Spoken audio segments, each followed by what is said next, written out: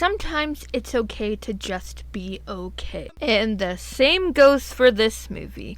I might be standing alone or on a small island that has a very small population, but I liked this movie. I enjoyed the premise, and the Never Ever was pretty cool, giving me Alice in Wonderland meets Stranger Things upside down vibes. I wouldn't go there myself, but hey, to each their own.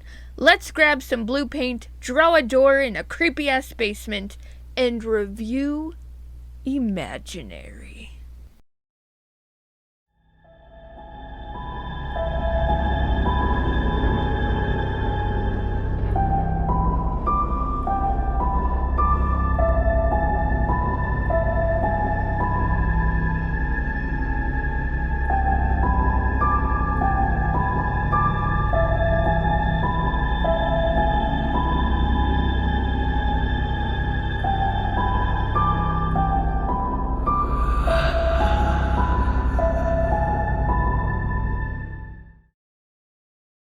Hello, my fellow movie geeks. Carey Craves Cinema here, reviewing the Blumhouse Lionsgate film Imaginary, directed by Jeff Wadlow. I just checked out some of the other movies that he's directed, and, well, not the best, but he did direct Cry Wolf.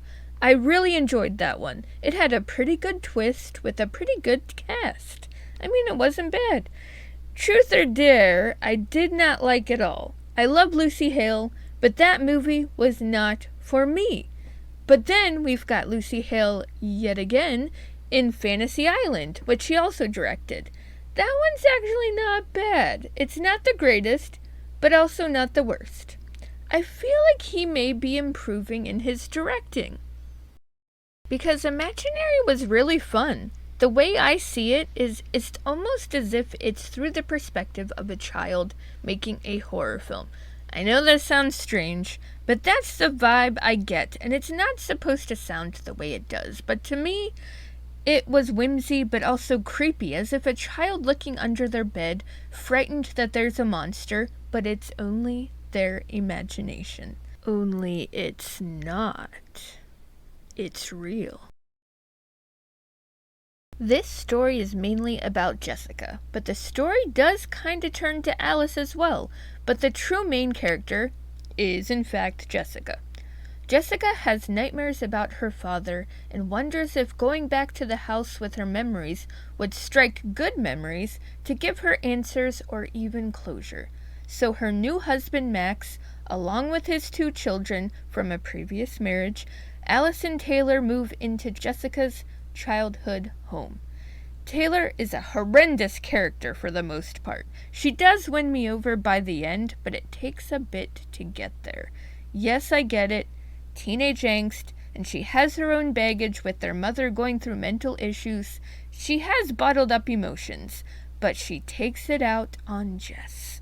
Jess just takes it like a champ and continues to show love.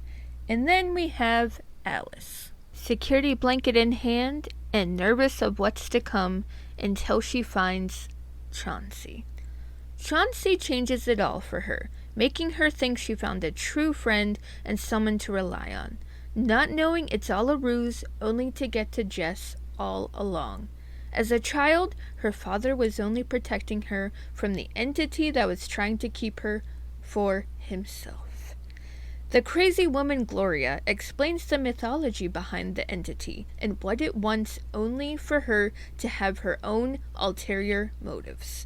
I liked the story. I liked Jessica. She was a genuine character who was just trying to figure herself out because she blocked it all out as a child. The entity waited for her, waited all that time just to bring her back to the Never Ever, to keep her forever.